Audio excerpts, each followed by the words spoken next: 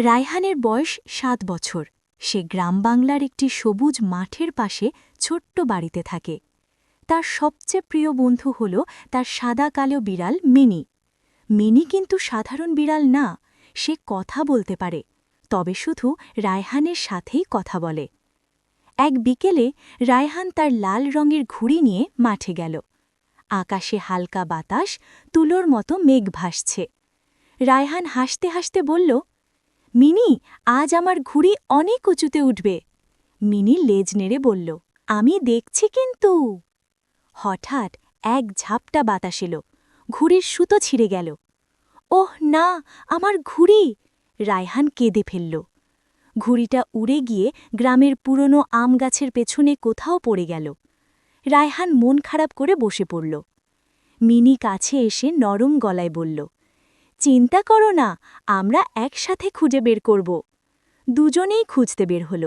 তারা সবুজ ঘাসের ভেতর দিয়ে হাঁটল, পুকুরের ধারে তাকাল, এমনকি মুরগির খোপের পাশেও দেখল। হঠাৎ মিনি গাছের দিকে তাকিয়ে বলল, মিয়াও, ওপরে দেখো। রায়হান মাথা তুলে দেখে তার নাল ঘুড়িটা আম গাছের এক ডালে আটকে আছে। কিন্তু সমস্যা হল গাছটা বেশ উঁচু। রায়হান ভাবল, কি করা যায়। ঠিক তখন পাশ দিয়ে যাচ্ছিলেন দাদু। দাদু হাসলেন। কি হয়েছে রায়হান? রায়হান বলল, দাদু, আমার ঘুড়ি গাছে আটকে গেছে। দাদু একটি লম্বা বাঁশ নিয়ে এলেন। রায়হান আর মিনি নিচে দাঁড়িয়ে রোমাঞ্চ নিয়ে দেখছে।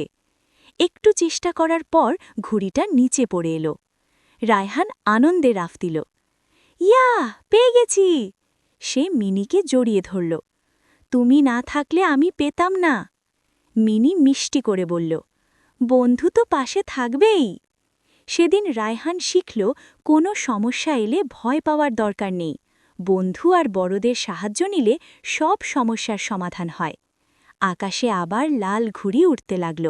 রায়হান আর মিনি হাসতে হাসতে তাকে দেখতে লাগল।